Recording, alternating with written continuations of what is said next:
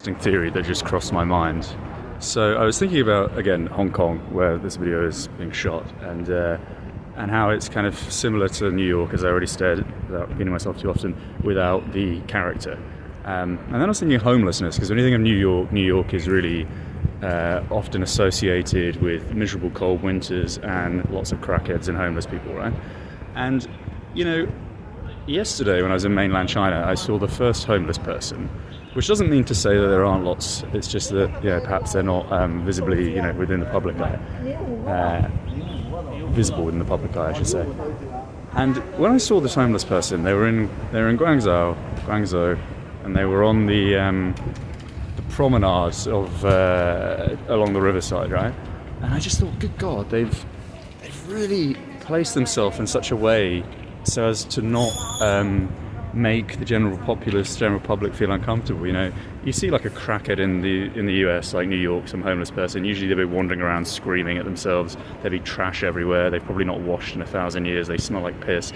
I saw this homeless person in China, and they were lying in such a way where they looked just like they were a regular person sleeping. They were tucked into bed so perfectly. All of their belongings were placed in a very tidy fashion, and I just thought, that's really obviously a representation of the culture. But then I thought to myself, is that a good thing? And here's my theory. This is what I was thinking of, right?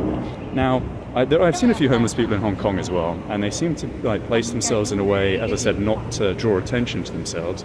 They'll hide away in a corner. Everything will be very clean. And I think this is a derivative of not having personality, because when you think about it, right, when somebody goes from, a position in their life where they're leading a classic 9-to-5 profession, they have money in the bank, they have a car, all of a sudden they end up homeless, and because of that they lose their minds. So like a lot of American people, they have to have huge deposits to take out a lease. It's very easy in the United States, if you miss a mortgage payment, to fall into debt, and that's why there's a lot of homelessness, especially after the financial crash. And because of that, people are unable to contain their expression, and that's why they lose their mind. They become drug addicts, and they become delinquents, and that's why you see them smelling like piss on the side of the street, screaming at themselves. Whereas the homeless people in China look as though they're just having a regular coffee in the park, when in actual fact they may have been living in the park for like 10-15 years. And this is because maybe, and this is just a theory, the life that they led before that situation was pretty mundane and dull in the first place. So there's really not that much transference. There's not much change at all. They're going from obviously being in a situation where they have comfort to in a situation where they have less comfort. But my opinion of how that's enacted is that it really doesn't make too much of a change to their original existence anyway, and that's because they didn't have much of an original existence, because that's what happens when you have a kind of totalitarian landscape where expression is essentially deemed as unacceptable or is greatly restricted. When you see that transition from a standard lifestyle to one of homelessness in, say, Hong Kong, it's drastically different to that of the United States, with example to New York, as I gave earlier, given that it reflects, at least architecturally, Hong Kong in terms of the sky rises and the general cityscape. So I think it's a relatively accurate theory to say that if you were to compare the difference in behaviour of a homeless individual in, say, Europe or North America, having come from a regular kind of 9-to-5 working environment, and then being unfortunate enough to be in this kind of situation, and the exact same such scenario in, say, Hong Kong or Macau or mainland China, I honestly think you'd notice a lot less of a difference from what I've seen so far. That was really poorly articulated, because I didn't have much sleep last night, and I just woke up, and now I have a whole day until I fly to Korea to wander around just in my own thoughts. But I really think that's accurate. I really do think that's accurate. The West is a kind of place typically and traditionally where people have more expression, and because of that, people have, I would say, enjoyed their lives more. They've led their lives.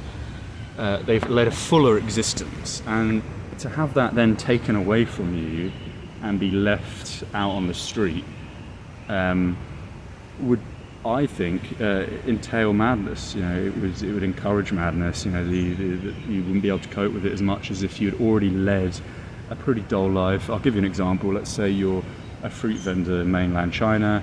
You go down the same big metropolitan highway every single day with your cart selling cherries, and you do that 365 days a year for 15 hours a day, barely being able to scrape by, and then you go back to your home, which is some conventional Kowloon style high-rise like they have here in Hong Kong, fucking ugly as hell, and that's your existence for 30 years of your life. And then you fall into a situation where you're living in the park, as one example, right? Now, there's really not that much of a difference between the original lifestyle and the homeless lifestyle that these people would lead.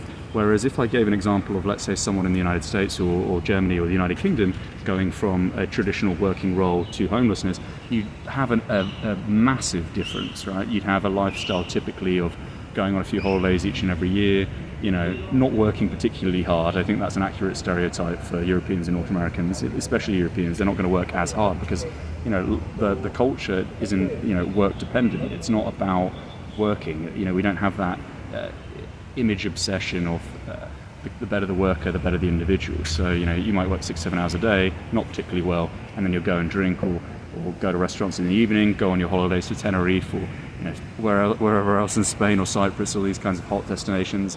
And you have a pretty enjoyable life, I would say, the average person in Europe. So if those kinds of people were to fall into a situation where they're living out on the street in some desolate, awful, food-to-mouth existence, then it's going to affect them a lot more because there's a huge disparity between what they had and what they have. And I really think there's a level of accuracy to that statement. So there we go.